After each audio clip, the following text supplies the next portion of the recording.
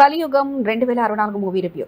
కలియుగం 2064 అనేది 2064 సంవత్సరంలో సెట్ చేయబడిన ఒక సైన్స్ ఫిక్షన్ థ్రిల్లర్ చిత్రం. ఈ చిత్రంలో శ్రద్ధా శ్రీనాథ్, కిషోర్, ఇనియన్ సుబ్రమణి, హ్యారీ తదితరులు ప్రధాన పాత్రలు నటించారు. దర్శకుడు ప్రమోద్ సుందర్ దర్శకత్వం వహించారు మరియు K Ram Charan cinematography, Don Vincent సంగీతం అందించారు. విజువల్ ఎఫెక్ట్స్ నార్వేలో రూపొందించబడ్డాయి. ఈ చిత్రం ఆర్కే ఇంటర్నేషనల్ బ్యానర్ పై నిర్మించబడింది.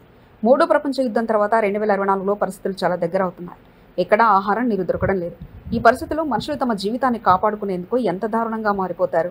ఆకలి, దాహం వంటి శక్తిరహిత పరిస్థితుల్లో మానవత్వం ఎలా కరువైపోతుందనే కోణంలో ఈ కథ సాగుతుంది. శక్తి కిషోర్ ఒక సేఫ్ హౌస్ అనే ప్రదేశాన్ని వెతుకుంటూ అక్కడే ఉండే థామస్, ఇనియన్ సుబ్రమణ్యం పాత్రలో అనేక ట్విస్టులు, డార్క్ సీక్రెట్లు బయటపడతాయి.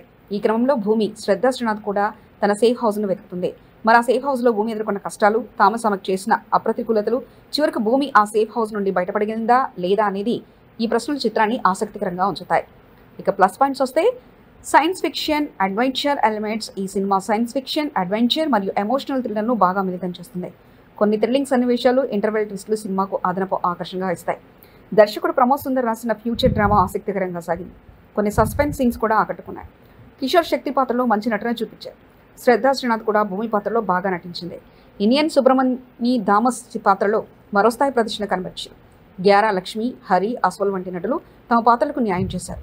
మనిషి ఆకలికి, మానవత్వం లేకపోవడం వంటి అంశాలను ఈ సినిమా బాగా చూపించింది. మనుషులు ఎంత విచక్షణ లేకుండా అఘోర చర్యలు తీసుకోగలరనేది బాగా పెడితే కొన్ని సీన్స్లో కొత్త కోణాలు చూపించారు. ఇక మైనస్ పాయింట్స్ చూస్తే ఫేసింగ్ సమస్యలు. సినిమాతో ఆసక్తికరమైన థీమ్ ఉన్నా కొన్ని చోట్ల కథ స్లోగా సాగుతుంది. కొన్ని సీన్స్ మరింత క్లారిటీగా ఉండవచ్చు. ముఖ్యంగా సెకండ్ హాఫ్లో కొన్ని ఇంట్రెస్టింగ్ ఎలిమెంట్స్ కాస్త తగ్గినట్లు కనిపిస్తాయి.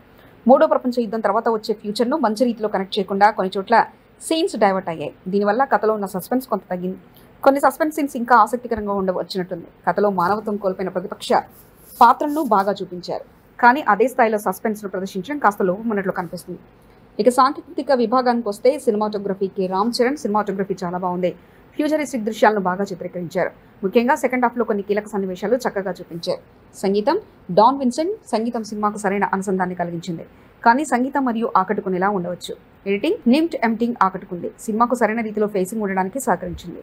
Production values, KS Ramakrishna production values చాలా బాగున్నాయి. ఫ్యూచరిస్టిక్ సెట్లు, దృశ్యాలు మంచి విధంగా రూపొందించే సినిమాను విజువల్గా ఆకట్టుకున్నాయి. చివరిగా కలియుగం 2064 సైన్స్ ఫిక్షన్ మరియు అడ్వెంచర్ థ్రిల్లర్గా మంచి ప్రయత్నం చేసింది. కొన్ని థ్రిల్లింగ్ ఎలిమెంట్స్, ఎమోషనల్ సీన్స్ ప్రేక్షకుల్ని ఆకట్టుకున్నాయి. అయితే కొన్ని సీన్స్ స్లోగా సాగడం మరియు second half interesting elements miss అవ్వడం వంటి అంశాలు సినిమాకు మైనస్ పాయింట్స్గా నిలిచాయి. సరిగ్గా స్క్రీన్పై వర్క్ అవ్వకపోయినప్పటికీ ఈ సినిమాకు ఒక ఫ్యూచరిస్టిక్ ఎక్స్పీరియన్స్ అయితే ఉంది.